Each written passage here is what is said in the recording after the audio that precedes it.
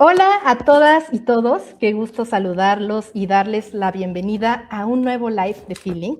Siempre es un gusto compartir estos espacios con una comunidad de profesionales como ustedes, que sabe que seguir formándose también implica detenerse un poquito a reflexionar sobre los temas que pues hoy nos preocupan a todos como sociedad.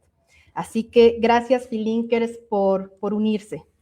En lo que va de este año hemos sido testigos de distintos acontecimientos que han generado preocupación, incertidumbre y hasta miedo. Y por supuesto, muchas preguntas en la sociedad mexicana. Episodios de violencia que ocupan titulares, inundan las redes sociales y nos llevan a preguntarnos, pues, ¿qué hay detrás de este tipo de conductas?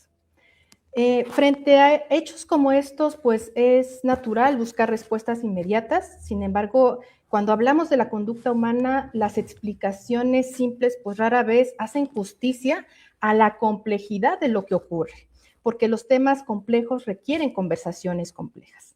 Y justamente por eso queremos abrir el día de hoy una conversación responsable, con una mirada, pues centrada también en la prevención.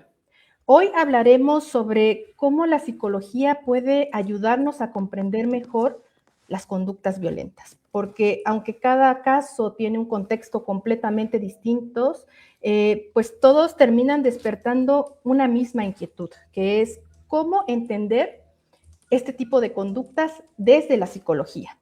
Y para hablar de esto, me da muchísimo gusto compartir este espacio contigo, Martín. Bienvenido, te extrañamos en el live pasado y qué gusto volver a coincidir contigo. ¿Qué tal, Mayra? ¿Cómo estás, estimado Yago, Amalia? Ahora los saludaremos y los presentaremos como merecen.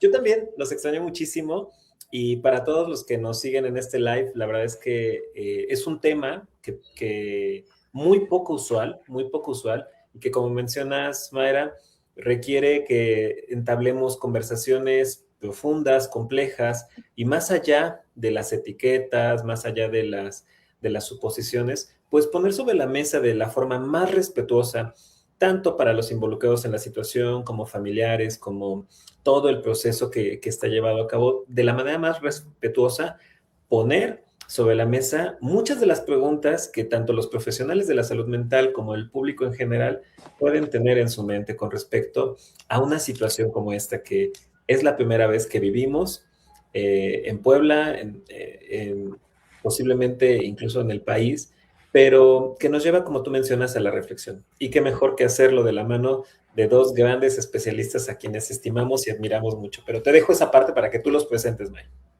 Así es, Martín, muchísimas gracias. Justo para ayudarnos a ampliar esta conversación, como bien dices, hoy nos acompañan dos especialistas con una gran trayectoria y comienzo presentando a una gran amiga de Feeling, que además ya hemos tenido la fortuna de que nos acompañe en otros lives y que siempre nos deja con estas reflexiones pues muy valiosas. Me refiero a Amalia Osorio, fundadora de Desarrollo Humano Integral Ágape, conferencista internacional y referente orgullosamente mexicana en temas de tanatología, desarrollo humano y psicotrauma. Amalia, qué gusto volver a tenerte con nosotros. Bienvenida. Gracias, May, gracias, Martín. Feliz de compartir este espacio con Yago, porque además hablar de qué pasa con este tema de la violencia creo que va a ayudarnos a que dejemos de normalizarla y a que veamos más allá para que juntos podamos hacer algo por esta realidad tan difícil que estamos viviendo.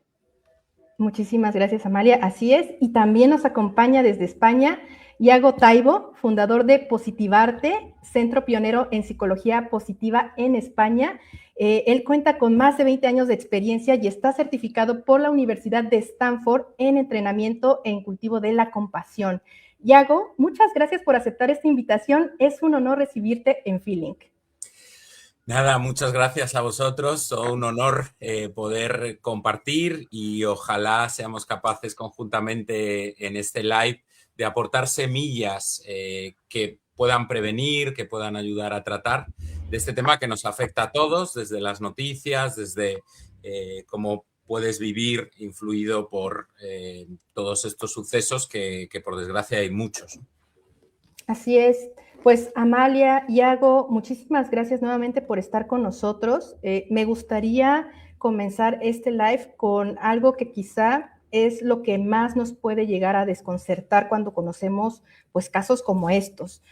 Muchas veces no estamos hablando de una persona que parecía completamente desconectada de la realidad, al contrario, podía pues convivir, trabajar, mantener conversaciones e incluso proyectar una imagen pues aparentemente funcional.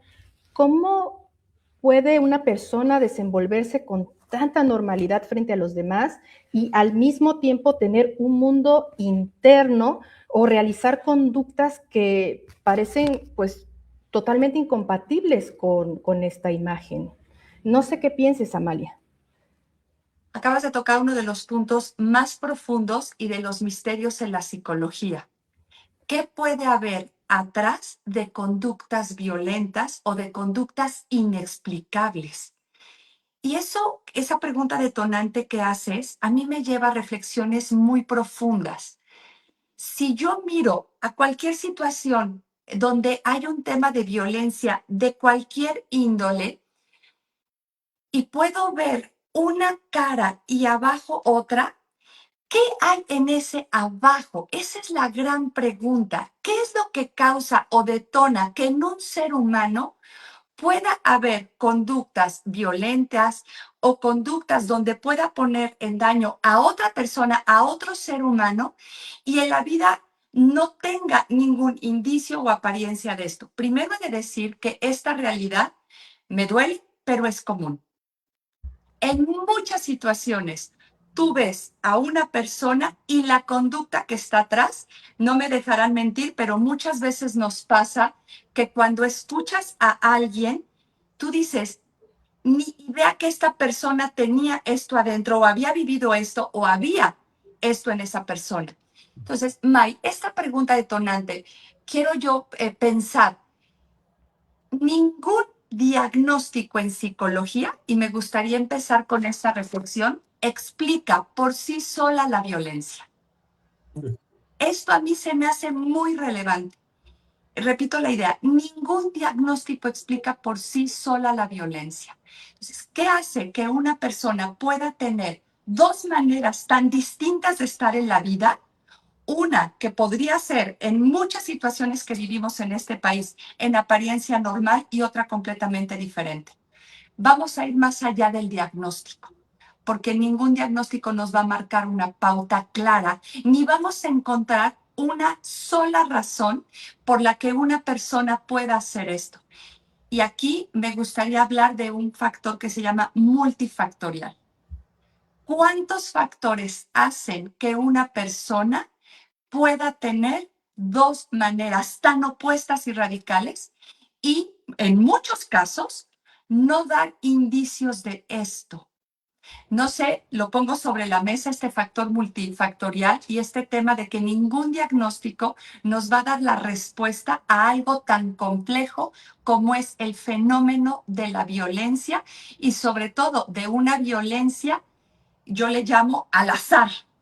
Esa violencia que se suelta en calles, en centros comerciales, en estadios, en lugares. Esa violencia al azar para mí es un gran cuestionamiento, porque se ha hablado muchas veces de esta violencia hacia el interior, de hogares, de empresas, de lugares así, hacia el interior.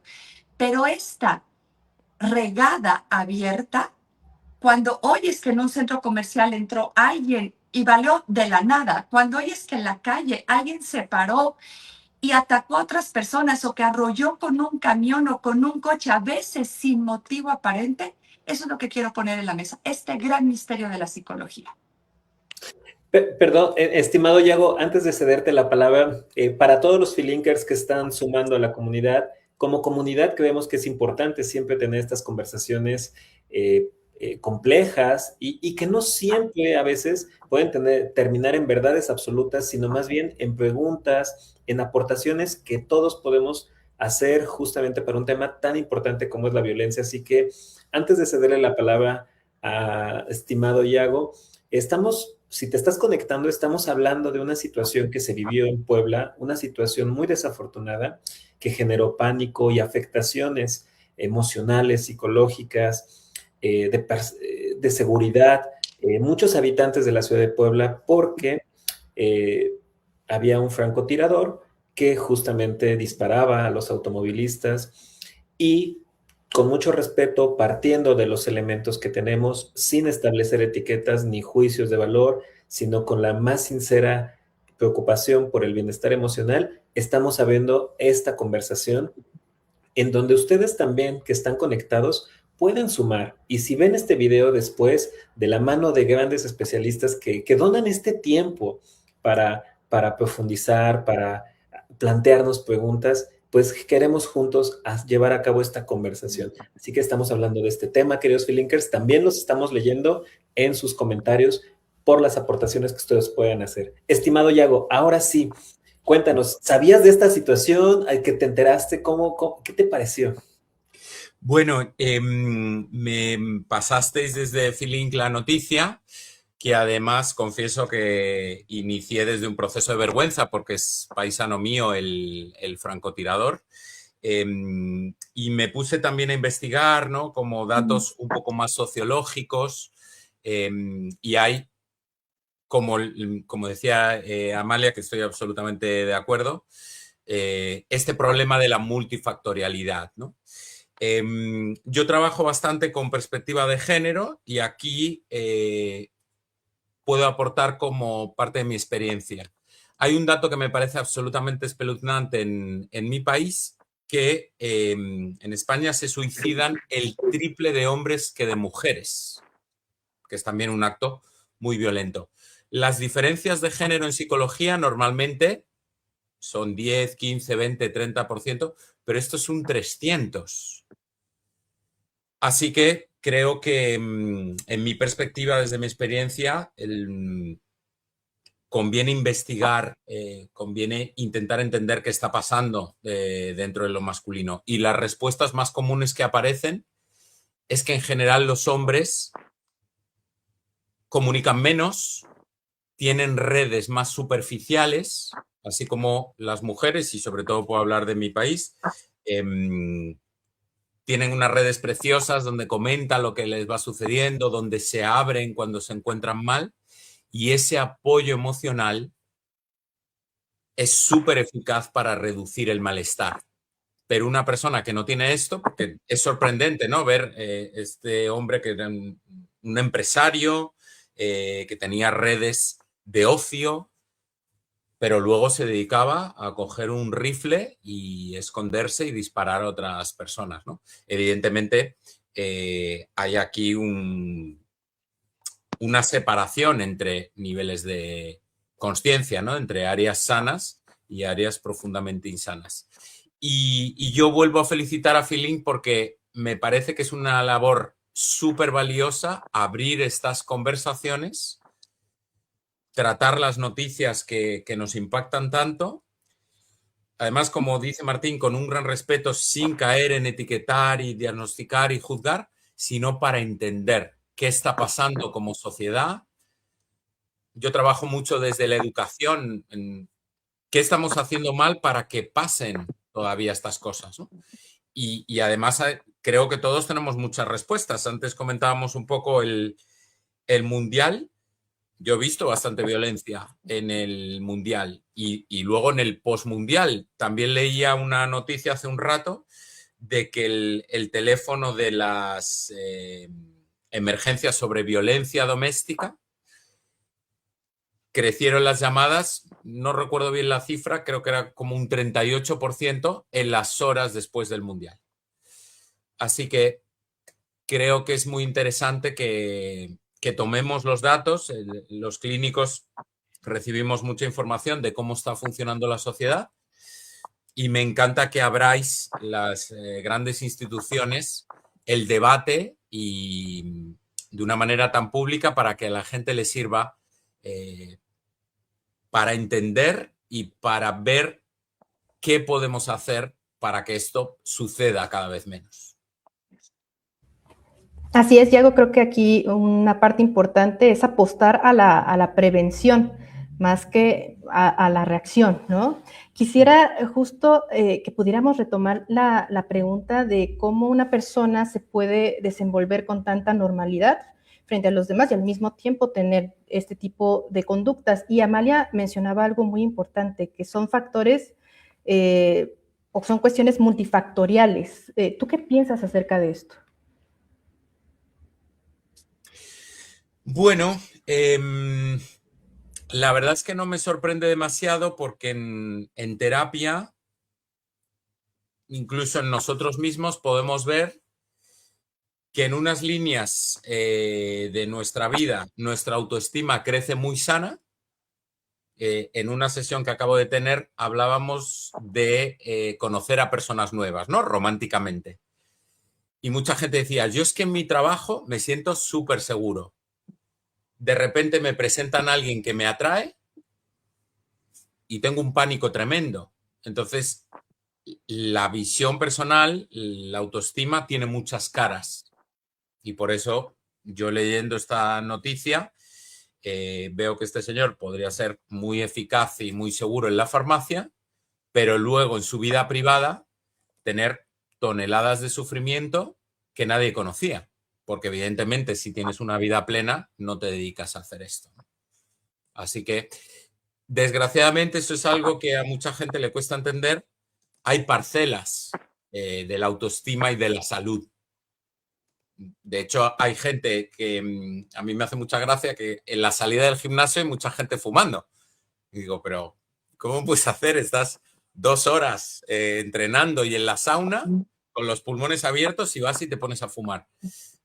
Pues hay áreas que son muy lógicas, pero son parte de nosotros. Y creo que es un problema y la psicología debe resolverlo, ayudar a las culturas a integrarlo todo, porque si estamos demasiado parcelados, hay algo ahí que no es natural, ¿no? Porque si yo me siento seguro en mi trabajo, ¿por qué no me voy a sentir seguro con mi familia o comentando una noticia con mis amigos? Totalmente. ¿Qué está pasando en la sociedad? Porque, bueno, en los últimos meses se escuchan más este tipo de casos, pero ¿será que estamos viviendo una transición, alguna crisis social o simplemente es que las redes sociales y los medios de comunicación están haciendo visibles estas noticias? O puede ser también multifactorial, no lo sé. ¿Qué piensas, Amalia? Creo que justo diste parte de la respuesta, May. ¿Qué nos está pasando como sociedad? Yo nada más de escuchar esa pregunta, no sé ustedes, pero no hay manera de que no sea indiferente una pregunta así. ¿Qué nos está pasando? Porque estas historias duelen. No hay manera de que esto no sea indiferente y nos pase desapercibido. Aquí me gustaría hablar primero del fenómeno de la normalización en toda esta parte de qué nos está pasando como sociedad, que al normalizar la violencia, que obviamente sale más en las redes sociales, le estamos dando permiso a algo que no tendría que tener permiso. Estamos diciéndole sí a un fenómeno que de entrada daña a la esencia del ser humano.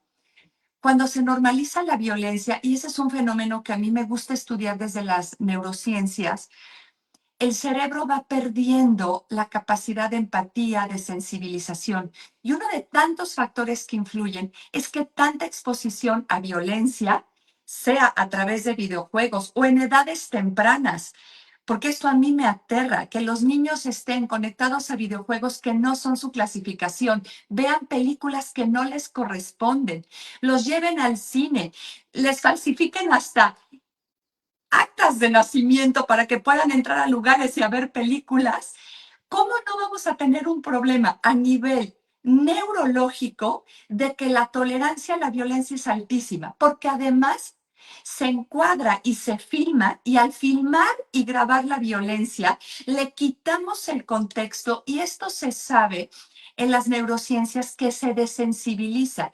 Es decir, hoy hay más tolerancia a mirar, a registrar, a grabar la violencia, y queda en un plano como de red social.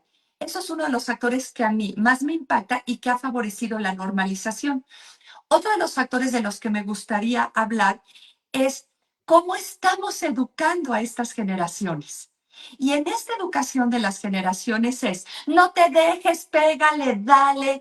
Esta parte ambiciosa de una competencia insana, de querer demostrar, de querer poder más que el otro. Una falta de gusto porque le vaya bien a otra persona, que yo digo que a nuestro país, y me imagino que también Yago me va a decir que sí, nos hace falta regocijarnos porque le vaya bien al otro. Aquí hay una rivalidad mal entendida, hay como que le vaya mal.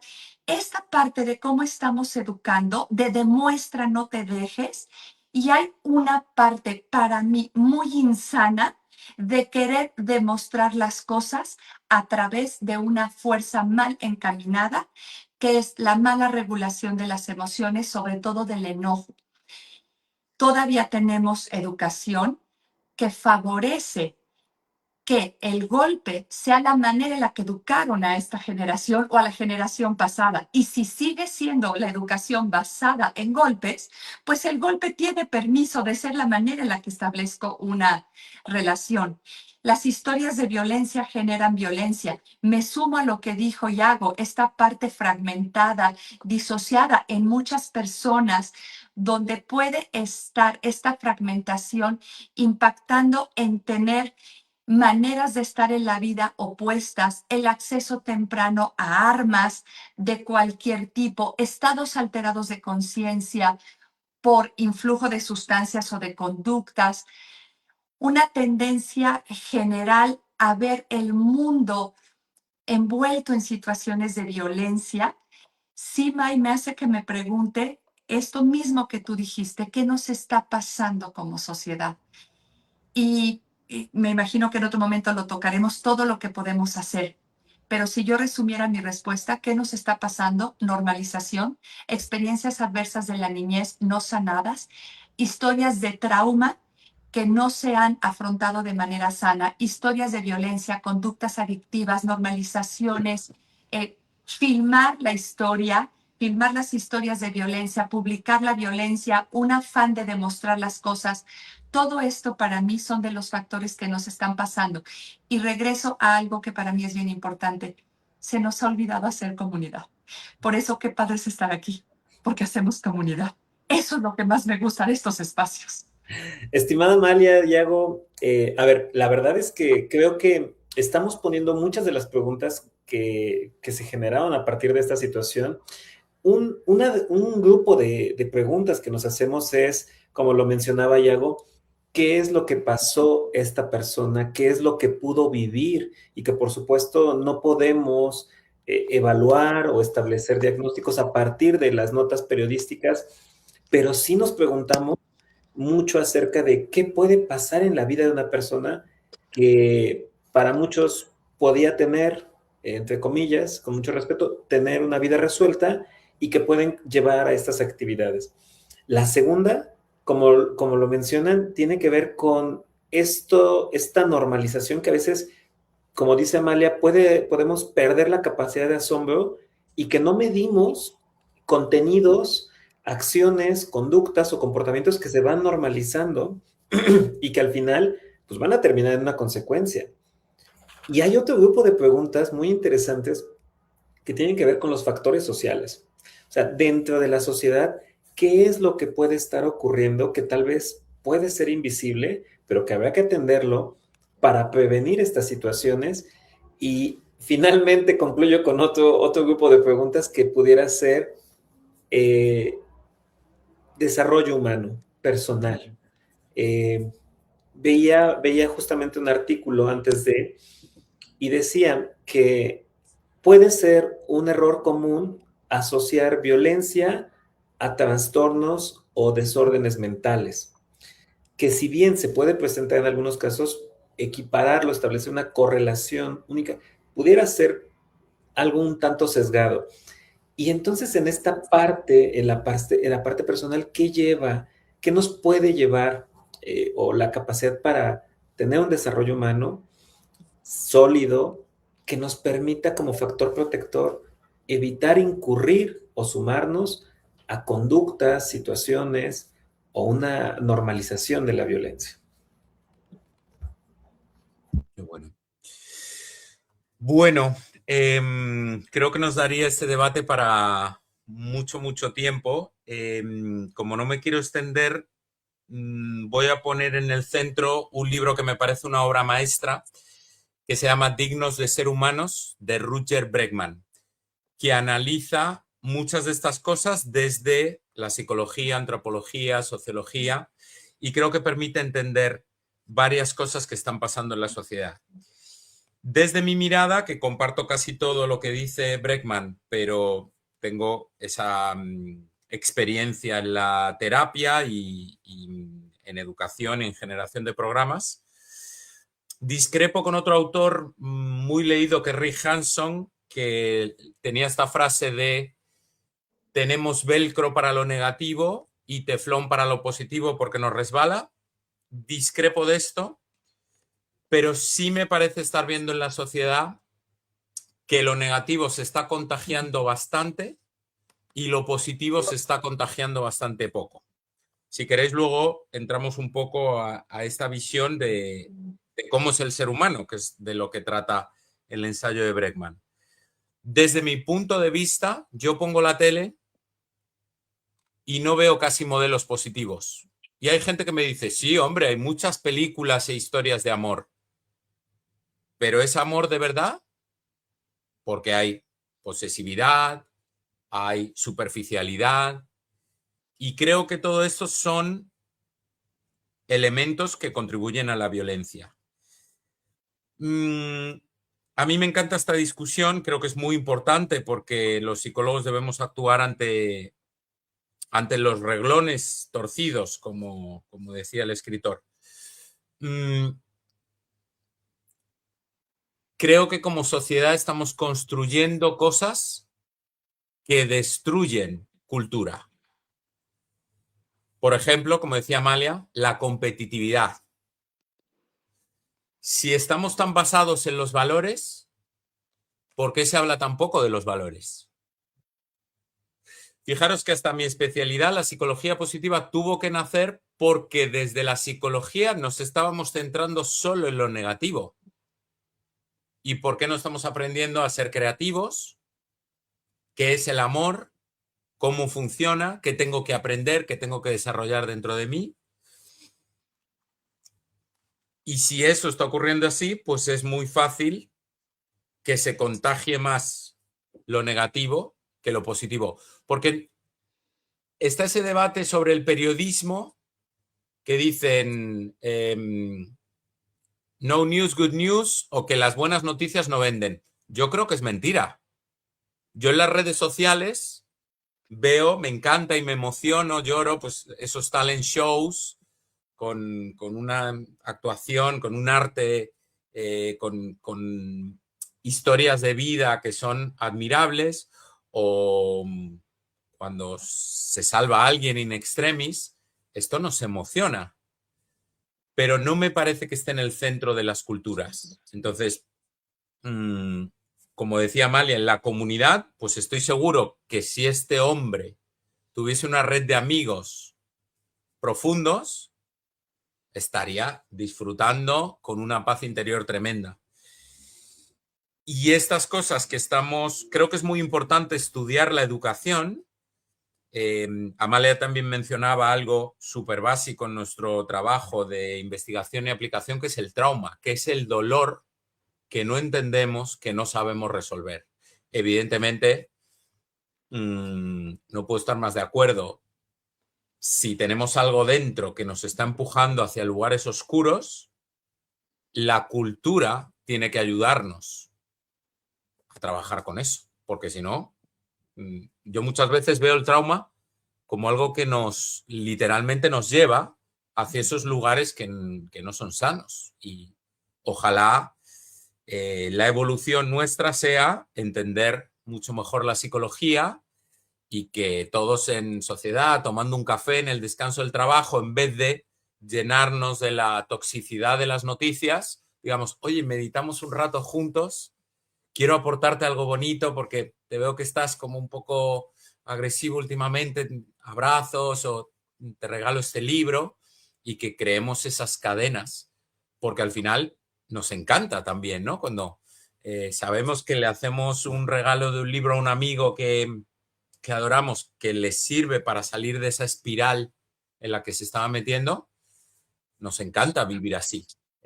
Y yo tengo molestia y dudas de por qué nos está costando tanto llenarnos de esas espirales positivas. No sé cómo lo veis vosotros. Totalmente, Yago. No sé, ahí vuelvo a la pregunta, no sé en qué momento empezamos a consumir tanta violencia, ¿no? Tanta negatividad.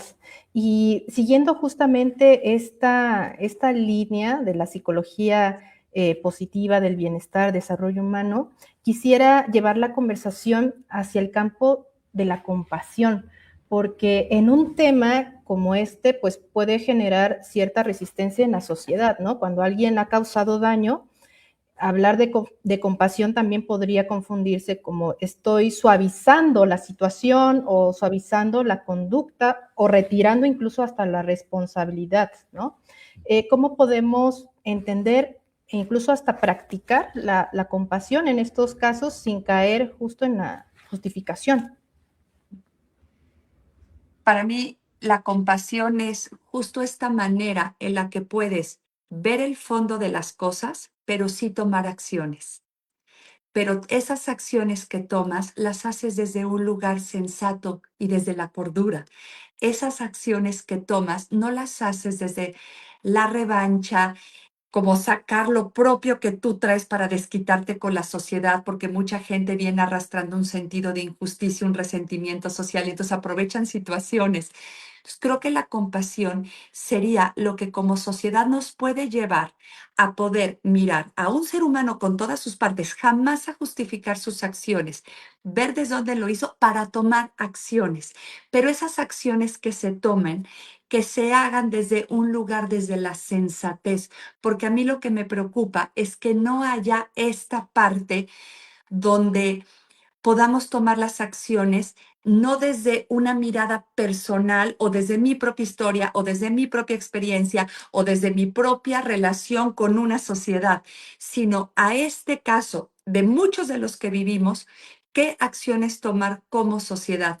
La compasión, May, además favorece algo que a mí me encanta, que es cuando estás hablando con alguien de algún tema, las personas que han desarrollado la compasión justo trabajan en no tenemos la verdad absoluta, no conocemos el todo, tenemos un gran mar de incertidumbre, porque es muy fácil, y estoy segura que coinciden conmigo, que hoy la gente se saca los juicios de la manga y por así, en automático, yo tengo la verdad absoluta, yo sé todo, yo hago un diagnóstico, yo saco un perfil, yo aseguro algo, yo en 3 segundos ya puedo decir qué le pasó a una persona y yo digo, cuidado, si algo hace la compasión es irse con cuidado, porque va realmente viendo el todo. Entonces, ahorita que hablaste de la compasión, qué bonito también es aprovechar este espacio en comodidad para decirle a la gente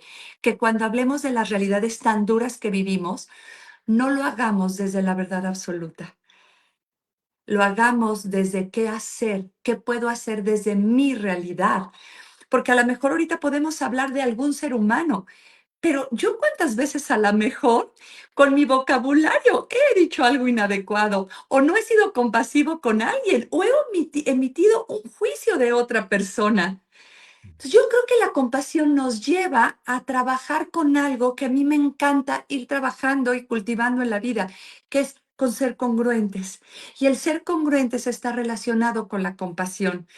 Y creo que cuando nos dejemos de juzgar y podamos mirar lo que hay atrás de un ser humano, podemos hacer algo, y aquí me sumo a Yago, a tiempo, y poder mirar las cosas y crear las redes de apoyo y detectar las pequeñas cosas y crear un ambiente donde podamos compartir, hablar de otras cosas Y esto va generando también del otro lado un contagio emocional agradable, de poder hablar de cosas lindas, de tener conversaciones profundas, encuentros donde el tema de conversación no sea el otro, no sea el juicio, no sea opiniones, sino realmente qué puedo hacer. Y eso para mí, May, es la compasión. Desde mi lugar, desde donde yo estoy, desde lo que yo sé, qué puedo aportar. Y ahí puedo realmente contribuir a tomar las acciones desde el lugar en el que yo estoy. Y a lo mejor ahorita yo en algún caso como este o como otros que suceden en nuestro país, no puedo yo hacer un diagnóstico, no puedo yo hacer la justicia, pero sí puedo no juzgar a mi vecino. Sí puedo no emitir un comentario. Sí puedo respetar por sobre todo un paso peatonal. Sí puedo respirar profundamente antes de hablar con una persona.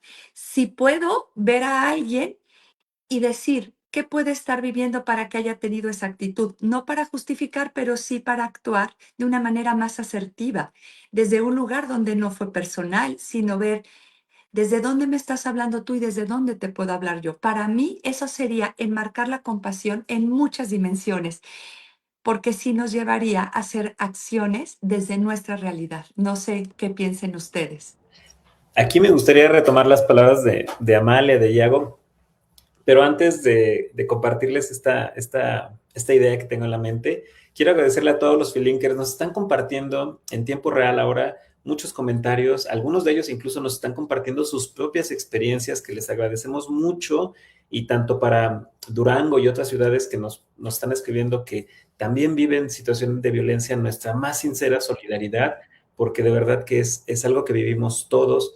Y bueno, lo estamos leyendo, Filinkers, de verdad que lo estamos leyendo en diferentes partes de la República.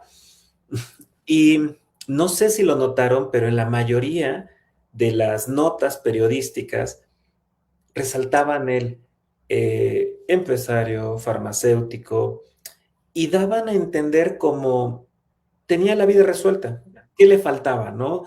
O sea, podían haber mencionado muchos otros elementos de su vida, haber indagado muchos otros elementos de su vida, y no sé si lo notaron, pero a veces pareciera que estas notas dicen, si una persona tiene dinero o una persona tuvo éxito profesional o una persona... Y es una narrativa que a mí me parece bastante limitada porque una cosa no significa desarrollo, estas capacidades humanas como la empatía, como todo lo demás. Y si a eso le sumamos que es cierto, coincido con ustedes, es sorprendente cómo creo que hasta en el campo de la salud mental, desafortunadamente, la narrativa de violencia, de descalificación, eh, de, como decía Iago, títulos alarmantes, ¿no? Títulos alarmantes para generar polémica, radicalización. Es como, caray, de una u otra forma prolifera y no nos damos cuenta que al final todas esas cositas, todas esas notas, toda esta narrativa tiene un efecto que no se queda solo en una nota, que no se queda en decir, bueno, voy a hacer posts radicales para generar audiencia. No, tiene un efecto y yo de verdad espero que me toque verlo. Ojalá podamos cambiar a un giro en donde se tengan más reacciones, visualizaciones, en donde las personas podamos consumir más contenido saludable que violento, de verdad. Qué bueno. No sé qué piensan ustedes. Sí.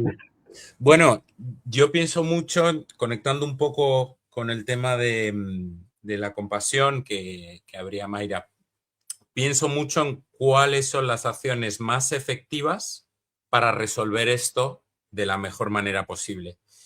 Y me encantan esos ejemplos, Martín, porque, como decía Amalia, si ya desde pequeños consumimos contenido violento, eso es lo que estamos metiendo, ¿no? en nuestros sistemas. Y no es que vayas a ver una película violenta y te den ganas de matar, pero estamos normalizando y generando parte de la cultura en eso. ¿Y por qué no es diferente y por qué no estamos pensando en cómo construir comunidades dulces, seguras, con esa amabilidad que a todos nos encanta recibir. Preguntaba Mayra y yo la verdad súper contento de este espacio porque creo que el propio modo en que se ha orientado esto ya es muy compasivo, evitando juzgar, intentando entender a este hombre, intentando entender qué está pasando en la sociedad. Y la compasión, que para mí es un modelo importantísimo, busca precisamente eso, la capacidad de percibir y entender el sufrimiento propio y ajeno, unido a la capacidad, conocimiento de cómo reducir estas formas de sufrimiento del modo más eficaz posible. Y evidentemente aparecen muchos puntos que vemos que nos hacen falta todavía cambios culturales, como esta venganza, ¿no?, que mencionaba Amalia, estos ejemplos, como esa frase que se atribuye al Buda: si tu enemigo te enfada, ya te ha ganado, ¿no?, porque te contagias. O Mandela, con esta frase preciosa de la venganza es como querer dañar con una brasa a tu enemigo, pero tú te estás quemando, ¿no? Y pues evidentemente a un agresor hay que detenerle, ya la ley tiene sus cauces, y a los demás nos queda la visión de comprender por qué están pasando estas cosas. Y implícito en lo que dice Martín, para mí está uno de los puntos principales, que es la responsabilidad personal, ¿no? Y qué cultivamos cada uno. Por ejemplo, en España se exige mucho a los políticos, pero es que la política la hacemos todos, respetando las leyes, creando comunidad, contribuyendo a que en nuestra escuela, la escuela de nuestros hijos, haya armonía, cómo leemos libros que nos ayudan a entender la sociedad o a llenarnos de compasión, versus dejarnos llevar por un montón de estímulos. Cuando investigamos estos temas, supongo que os pasará, bueno, nos pasará a todos, a los oyentes también, vemos que una de las grandes dificultades actuales es que hay un exceso de estímulos y el cerebro no está preparado para tanto, de consumiendo tantas noticias en el móvil, recibiendo notificaciones. Todo eso tiene un punto de agresividad también, no podemos manejar tanta información. Por eso los estilos de vida deben ser muy coherentes con nuestros valores, y yo intento ayudar a la gente a que aprenda a detectar cuando su agenda no puede sostener sus líneas de bienestar. Y es súper fácil pasarse. Por eso el propio Bregman, en otro libro, dice que tenemos que reducir las horas semanales de trabajo por unas investigaciones que se han realizado ya en múltiples países, que dice que las 40 horas semanales no son muy compatibles con la sostenibilidad del estado del bienestar, que me parece muy interesante. Pero luego, a nivel estimular, que supongo que todos trabajamos con varios jóvenes, vemos que están desbordados, que no pueden conocerse, no pueden manejar ni lo interno ni lo externo. Entonces, pues ahí creo que hay un pilar urgente para cambiar. Totalmente de acuerdo contigo, Yago. Creo que también como sociedad tenemos que aprender a detenernos un poquito, a parar y ver otras cosas, ¿no? Empezar también a cuidarnos a nosotros mismos y aprender a ver y a escuchar sobre todo al otro. No sé qué pienses, Martín, pero yo creo que el próximo live tendremos que hablar de cosas bonitas. Tenemos que ser más empáticos, más compasivos como sociedad también. Definitivamente, y qué maravilla de verdad, gracias a ambos, porque de un hecho desafortunado que incita a la violencia, bueno, que habla de violencia, que a veces puede ser muy fácil generar morbo podemos generar una conversación más profunda, con mayores elementos para decir qué es lo que podemos hacer de aquí en adelante, sin, como mencionan, sin quitar la responsabilidad de los hechos, pero sí mirar un poco más allá, diría yo, de los titulares, de las noticias, ver un poco más allá, y de verdad yo les agradezco muchísimo esta conversación. Así es, Martín. Antes de continuar, perdón, quiero hacerles una invitación muy breve para todos los Feelinkers que nos están escuchando, porque si esta conversación les está gustando, les está ayudando a reflexionar y sobre todo a generarse más preguntas, eso es una gran señal, porque como lo decía al principio, estos temas que son complejos requieren pues de mucho estudio, de mucha reflexión. Y tanto Amalia como Yago forman parte de la comunidad académica de Feelink y comparten su experiencia en distintos diplomados y másters. Entonces, Feelinkers, si les gustaría conocer más sobre sus programas y seguir profundizando en estos temas, únicamente tienen que escribir la palabra Feelink en los comentarios y nuestro equipo les compartirá toda la información. Y si así lo desean, podrán conversar directamente con uno de nuestros guías Feelink para encontrar la formación que mejor se adapte a sus intereses. Entonces, ahora para... No se vale, porque yo ya caí en esa y yo ya llevo con Amalia como 3 diplomados y con Yago 2. O sea, yo ya tengo la agenda de todo el año clases, o sea, no se vale. No, es que aparte la manera en la que ellos nos ayudan a entender estos temas complejos, la verdad es que estas reflexiones son oro molido, son muy valiosas. Bueno, y ahora continuando con esta conversación, quisiera preguntarles, ya hablamos un poquito sobre qué podemos ir haciendo como sociedad, ¿no? Para cambiar también nuestra conversación. ¿Qué podemos hacer o qué pueden hacer los especialistas de la salud mental, ¿no? ¿Qué está dentro de su cancha y que ellos pudieran hacer? Mucho.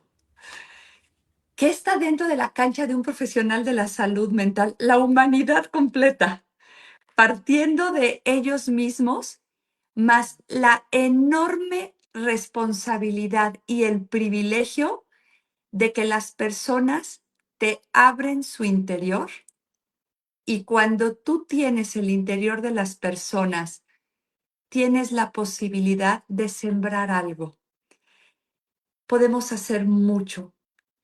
Y este mucho a mí me da esperanza, me da posibilidades. Y algo que yo reconozco mucho en Feelink es lo que se ha logrado por abrir estos espacios para que la salud mental hoy no sea lujo, que hoy de verdad esté al alcance y que se abran espacios donde la gente pueda escribir una palabra, poner un comentario, formarse, tener acceso, porque creo que si los profesionales de la salud mental seguimos llenándonos de estas herramientas y estrategias, podemos hacer que las cosas se detecten a tiempo.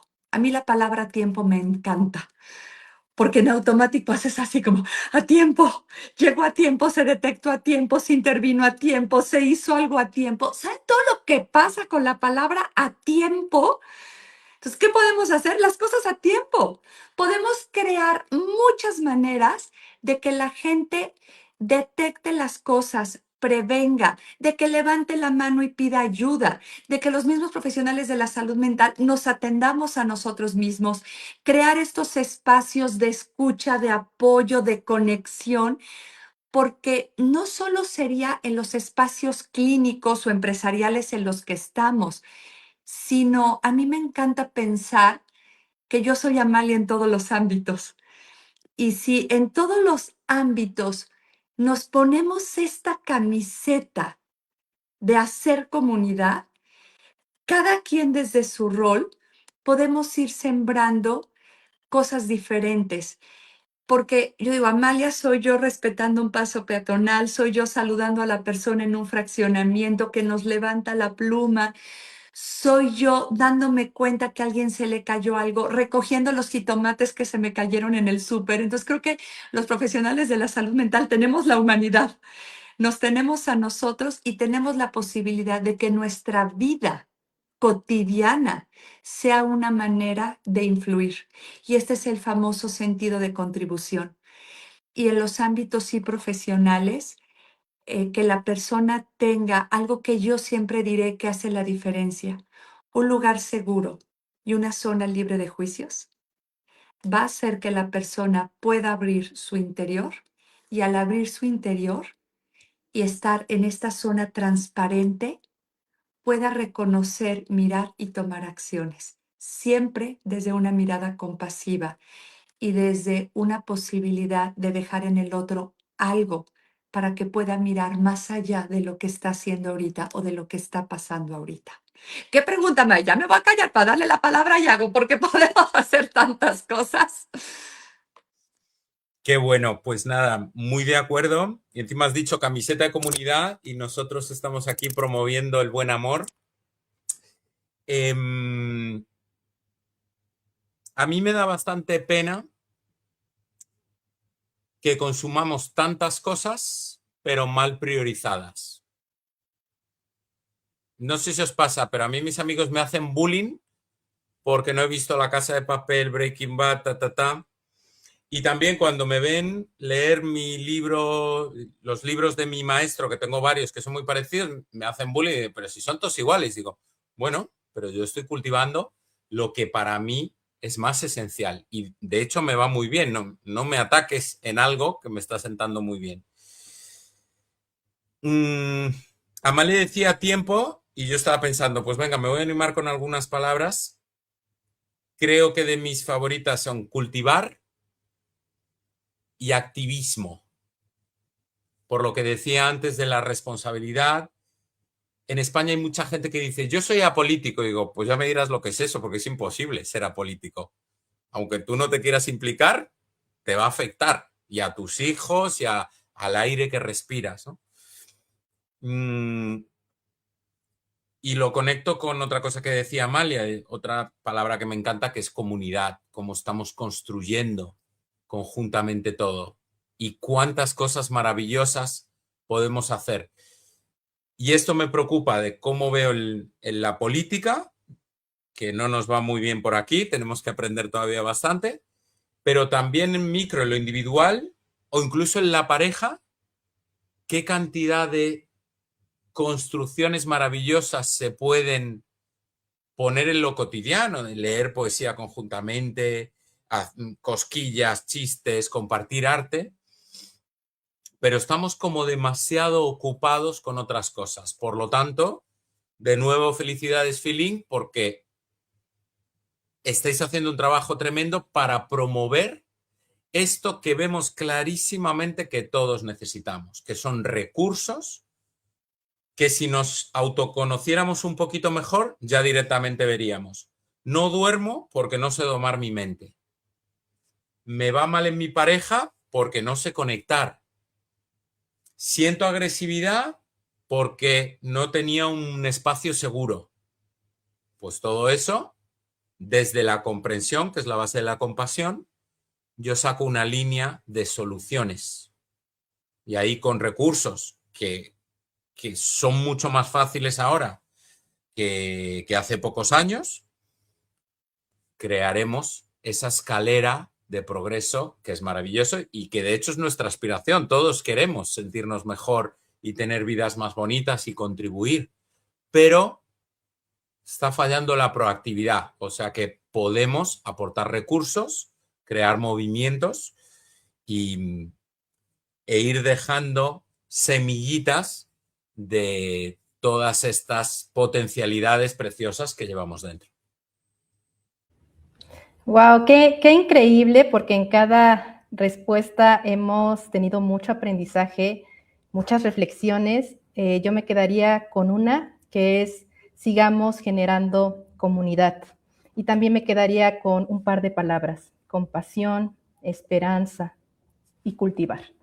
Martín, ¿tú con qué te quedas de este lado? Hombre, la verdad es que ¿con qué no me quedo? O sea, ¿con qué no me quedo de todo esto que nos dicen? Yo les diría algo de todo corazón. O sea, al irlos escuchando, estar leyendo a los Feelinkers, yo me acordé de este genio de John Lennon que decía, y lo dijo en su momento, en un momento también de crisis, de cambio importante, all you need is love.